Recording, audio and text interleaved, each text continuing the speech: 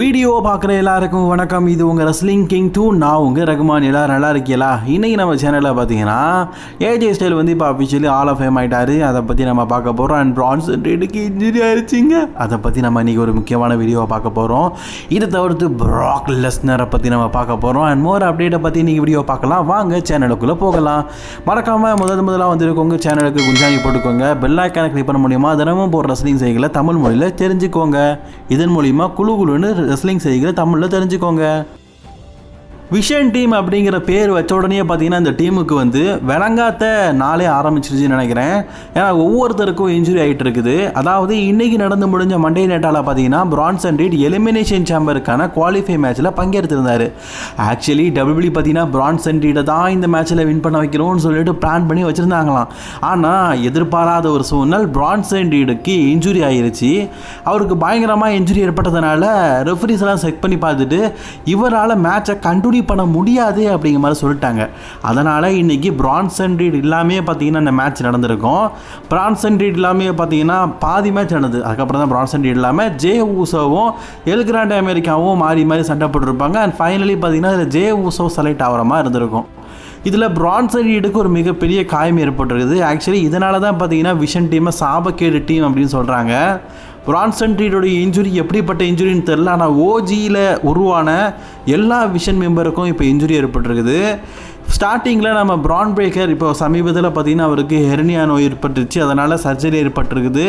அவரால் இந்த வருஷம் ரெசல்மேனியாவில் பங்கேற்க முடியுமானே டவுட்டு அப்படிங்கிற மாதிரி சொல்லியிருக்கிறாங்க. சரி, பிரான்சன் ரீடு விட்டு தள்ளுவோம். செத்ரோன்ஸுக்கு ஸ்டார்டிங்கில் இன்ஜுரி ஏற்பட்டது. அவருக்கு ஓரளவுக்கு பரவாயில்ல, ரிட்டர்ன் ஆகிறதுக்கு ரெடியாக இருக்கார் அப்படிங்கிற செய்தி இருந்தாலும் இன்ஜுரி தானே. ஸோ செத்ரோன்ஸும் பார்த்தீங்கன்னா கவலைக்கிடம் அப்படிங்கிற இடத்துல தான் இருக்கிறாரு. இப்போ பிரான்சன் ரீடு இப்போ விஷன் டீமில் உருவான எல்லாருக்குமே பார்த்தீங்கன்னா இன்ஜுரி ஏற்பட்டு எல்லாருமே பார்த்தீங்கன்னா கவலைக்கிடம் அப்படிங்கிற நிலைமை இருக்கிறதுனால விஷன் டீமே பார்த்தீங்கன்னா சாபக்கேடு அப்படிங்கிற நிலைமைக்கு வந்துடுச்சு. இந்த பிரான்சன் ரீடு ஒருத்தர் தான் உருப்படியாக இருந்தால் அவனும் போயிட்டான். இதுக்கப்புறமா பால்யமன் யாரை வச்சு அட்வெடிக் பண்ணுவார்? லோகன் பால் ஆஸ்தின் தெரிய வச்சு அட்வெடிக் பண்ணுவாரா? சொல்கிறதுக்கு எதுவுமே இல்லை. இருந்த 2 பெரிய தலையும் போயிருச்சு. அண்ட் பால்யமன் ஒருத்தர் மட்டும்தான் இன்ஜுரி இல்லாமல் இருக்கார். பேசாமல் அவரே ஃபேக் இன்ஜுரி போட்டு டபிள்யூபிள்யூ போயிடலாம் போல இருக்குது. இல்லாட்டா விஷனை நான் ஆட்டையை கலைக்கிறப்பான்னு சொல்லிட்டு டீமை கலைச்சிடலாம் போல இருக்குது. ஏன்னா சொல்கிறதுக்கு எதுவுமே இல்லை. அதுலேயும் அந்த மிஸ்ட்ரி மேன் இருக்கார் பார்த்தீங்களா, அந்த மிஸ்ட்ரி மேன் இன்றைக்கி வந்து பிரான்சன் ரீட்டை அட்டாக் பண்ணுற மாதிரிலாம் ஸ்டோரி இருந்தான். ஆனால் டபிள்யூபிள்யூ பார்த்தீங்கன்னா இவருக்கு இன்ஜுரி ஆனதுனால அவர் வராமே ஆக்கிட்டாங்களாம். அதுக்கப்புறமா நம்ம பிராக் லெஸ்னரை பற்றி பார்க்க போகிறோம். ஆக்சுவலி இன்றைக்கி பிராக் லெஸ்னர் மண்டே நைட்டாக வந்து என்ன பேச போகிறாரு, ஏது பேச போகிறாரு அப்படிங்கிறது பல ரசிகர்களுக்கு கேள்விக்குறியாக இருந்தது. கியூரியாசிட்டி ரொம்ப அதிகமாகவே இருந்தது இவங்க என்ன பண்ண போகிறாங்க அப்படின்னு. ஆனால் பிராக் லெஸ்னர் வந்ததுக்கப்புறமா பாலியமன் ஓப்பன் டாக்காகவே சொல்லிட்டாரு. பிராக் லெஸ்னர் தன்னுடைய ரெசல்மேனியா எதிரியை இதுக்கு முன்னாடிலாம் சேலஞ்ச் பண்ணுவாங்க. ஆனால் இந்த தடவை ஓப்பன் சேலஞ்சிங் விட்டுட்டாரு. பிராக் லெஸ்னரே ஓப்பன் சேலஞ்ச் விட்டதுனால அது யார் வேணாலும் அக்செப்ட் பண்ணிட்டு வரலாம் அப்படின்னு சொல்லியிருப்பாங்க. Actually Brock Lesnar open challenge விட்டோன்னா அந்த இடத்துல பார்த்துருப்பாங்க. நானும் யாராவது வருவாங்கன்னு பார்த்தேன். அடி வாங்கிறதுக்கு உடம்புல தெம்புள்ள ராசா, நான் பிராக் கிட்ட மோடலப்பா அப்படின்னு சொல்லிட்டு ஒருத்தர் கூட மோதாமல் வந்திருப்பாங்க. பயம், பிராக் மேலே அம்புட்டு பயம். சொல்கிறதுக்கு எதுவுமே இல்லை. பிராக் லெஸ்னராலே மற்றவங்களுக்கு பயமாக தானே இருக்கும். ஸோ அதனால் யாருமே பார்த்தீங்கன்னா பிராக் லெஸ்னர் கிட்ட மோததுக்கு வரவே இல்லை. ஆனால் பிராக் லெஸ்னருக்கு கண்டிப்பாக ரெசல்மேனியாவில் ஒரு ஆப்பனண்ட் வேணும். அது எப்போன்னு கேட்டிங்கன்னா கண்டிப்பாக வந்து இதை மார்ச் மந்தில் ரிவீல் பண்ணுவாங்கன்னு நினைக்கிறேன். டபிள்யூபிள்யூ பார்த்தீங்கன்னா இன்றைக்கி பிராக் லெஸ்னரை கூட்டிகிட்டு வந்து ஒரு நல்ல சம்பவம் பண்ணாங்க. அதே மாதிரி பிராக் லெஸ்னருடைய அப்கமிங்ஸ் ரிட்டர்ன் டேட்ஸையும் அப்படி சொல்லியிருப்பாங்க. டபிள்யூபிள்யூ பார்த்தீங்கன்னா மார்ச் மாதம் தான் பிராக் லெஸ்னருடைய நெக்ஸ்ட் ஆப்பனண்ட்டை பற்றி நான் சொல்லுவாங்கன்னு சொன்னோம்ல, அதுக்கான விஷயமும் இப்போ அவருடைய ரிட்டர்ன் விஷயத்துக்கும் சம்மந்தம் இருக்குது. டபிள்யூபிள்யூ பார்த்தீங்கன்னா மார்ச் மந்த் முழுக்க பார்த்தீங்கன்னா பிராக் லெஸ்னர் இருக்கிறாருன்னு சொல்லியிருக்கிறாங்க. உண்மையிலேயே குஜால் தானே. மார்ச் மந்தில் இருக்கிற எல்லா வீக் ராக்கும் வருவார். அண்ட் ஏப்ரல் மந்த்து ரெசல்மேனியா வரைக்கும் பிராக் லெஸ்னர் ராக்கு வருவார் அப்படிங்கிறத அட்வர்டைஸ்மெண்ட்டாகவே பார்த்தீங்கன்னா டபிள்யூபிள்யூ அஃபிஷியலி கன்ஃபார்ம் பண்ணிட்டாங்க. பிராக் லெஸ்னர் அஃபிஷியலி சொல்லிட்டாரு, தன்னை எதிர்த்து யாரும் மோதுறதுக்கு ரெடியாக இருக்கிறீங்க, தைரியமான ஆம்பளையாக இருந்தால் வாவலை அப்படின்னு சொல்லிட்டாரு. அந்த கோவில் யார் அப்படிங்கிறத நம்ம வெயிட் பண்ணி பார்க்குறோம். மார்ச் 16 இன்றைக்கி எத்தனாம் தேதிங்க கரெக்டாக? பிப்ரவரி 24 தானே. ஸோ மார்ச் 16 அப்படிங்கும்போது கரெக்டாக இன்னும் 3 வாரம் இருக்குது. ஸோ அந்த 3 வாரத்துக்கு பிராக் லெஸ்னர் வரமாட்டார். அதுக்கப்புறமா நடக்க போகிற மண்டே நைட் ராக்கு தான் ப்ராக் லெஸ்னர் வருவார். அப்போ அவருடைய ஆப்போனண்ட் யாருன்னு தெரியும். அந்த மார்ச் 16 மட்டும் இல்லை, மார்ச் 23, மார்ச் 30, ஏப்ரல் 6, ஏப்ரல் 13, இப்படி தொடர்ந்து ரஸ்டல்மேனியா வரைக்கும் மார்ச் மாதம் வர்றதால அப்படியே ஏப்ரல் மாதம் வரைக்கும் 1 மந்த் கண்டினியூவாக வருவார் அப்படிங்கிறத ப்ராக் லெஸ்னர் அஃபிஷியலி சொல்லிட்டாரு. இப்போ சொன்ன செய்தி கண்டிப்பாக ப்ராக் லெஸ்னர் ரசிகர்களுக்கு ஒரு திருப்திப்பாக இருக்கும்னு நினைக்கிறேன். அப்படி எனக்கு நான் சொன்னது உங்களுக்கு திருப்திப்பாக இருந்ததுன்னா ஒரு லைக் போட்டுக்கோங்க. ஆல்ரெடி இந்த காலையில் WWE பார்த்தீங்கன்னா அஃபிஷியலி சொல்லிட்டாங்க, நிறைய பேருக்கு தெரிஞ்சிருக்கும். இன்றைக்கி நடந்த மண்டே நைட் ராவுடைய மெயின் ஈவெண்ட்டாக ஏஜே ஸ்டைலோட ரிட்டைர்மெண்ட் செரமனியாக பார்த்தீங்கன்னா பெரிய லெவலில் கொண்டாடி இருப்பாங்க. ஏஜே ஸ்டைல் பார்த்தீங்கன்னா இன்றைக்கி ரிட்டைர்மெண்ட் செரமனியில் எக்கச்சக்க TNA ரெஸ்லர்ஸ்லாம் பங்கேற்றிருப்பாங்க. அது நல்லா இருந்தது.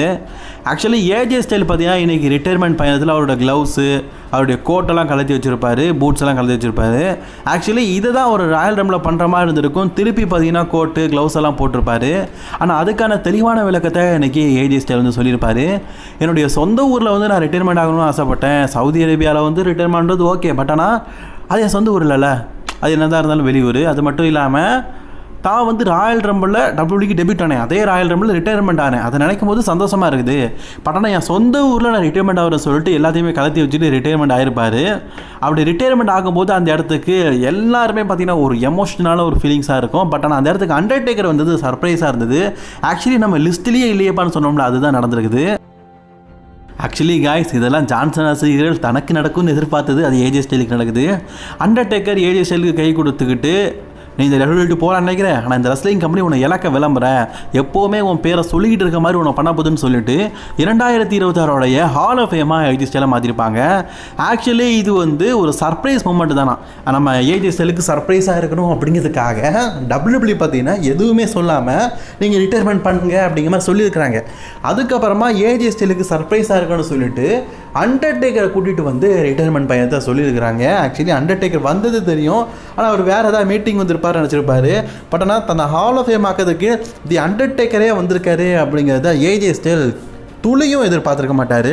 ஆனால் அண்டர்டேக்கரே வந்து ஏஜே ஸ்டைலை பார்த்தீங்கன்னா ஹால் ஆஃப் ஃபேமாக இன்ட்ரோடியூட் பண்ணிட்டாரு. அந்த செக்மெண்ட் உண்மையிலேயே பல பேருக்கு ஆச்சரியமாக இருந்தது. பட் ஆனால் நான் சொன்ன மாதிரி தான் ஜான்சன் ரசிகர்கள் இதெல்லாம் தனக்கு வரணும்னு ஆசைப்பட்டது எல்லாம் ஏஜே ஸ்டைலுக்கு நடக்குது. சரி, சொல்கிறதுக்கு எதுவுமே இல்லை காய்ஸ். இன்றைக்கி ராயல் ரம்போடைய ஃபைனல் முடிஞ்சிருச்சு. அதாவது உமன்ஸுக்கான ராயல் ரம்போ வின் பண்ண லிவ் மார்கன் தன்னுடைய ரஸ்டல்மேனியா ஆப்போனண்ட் யார் அப்படிங்கிறத இன்றைக்கி சொல்லி ஆகணும். அது வந்து ஸ்டெஃபனி வால்கரா அல்லது ஜேட் கார்கலான்னு. ஆனால் ஸ்டெஃபனி வால்கர் அட்டாக் பண்ணி டைட்டில் தூக்கி காட்டி உன்னுடைய டைட்டிலுக்காக தான் மோதுவேன் அப்படிங்கிறத சொல்லிட்டாங்க. ஆனால் WWE வந்து இதை கன்ஃபியூஸாக காட்டாங்கலாம் கட்டிங்கன்னா கண்டிப்பாக இல்லை. சமீப காலமாகவே அவங்க வந்து ஸ்டெஃபனி வால்கர் அகேன்ஸ்டாக தான் ஸ்டோரி லைன் போயிட்டு இருந்தாங்க. அதை தான் இன்றைக்கி அவங்கள அட்டாக் பண்ணி நான் தான் உன்னை சேலஞ்ச் பண்ணுறேன் அப்படின்னு சொல்லியிருக்கிறாங்க. இந்த மேட்ச் அஃபிஷியலி கன்ஃபார்ம் ஆயிடுச்சு காய்ஸ். ஸோ இந்த மேட்ச் வந்து ரஸ்டல்மேனியாவில் நடக்க போகுது. இந்த ரிங் ஜெனரல் குந்தர் பார்த்தீங்கன்னா இன்றைக்கி நடந்த முடிஞ்ச மண்டே நைட்டோட ஓப்பனிங் ஷாக்கு வந்துட்டு ஏஜே ஸ்டைல் என்னத்தை கிழிச்சிருக்காருன்னு சொல்லிட்டு அவருக்கெல்லாம் நீங்கள் வந்து செரமனி நடத்துறீங்க, அவருக்கெல்லாம் நடத்தக்கூடாதுன்னு சொல்லும்போது அதை தட்டி கேட்கறதுக்காக பார்த்தீங்கன்னா நம்ம டிராகன் லீ வந்து அவர் அட்டாக் பண்ணியிருப்பார். இவங்களுக்குள்ளே சண்டை பெருசாக போயிட்டு இருக்குது. ஆக்சுவலி இதோடைய ஃபைனல் மூமெண்ட் நெக்ஸ்ட் வீக் ரால தெரிஞ்சிருமா.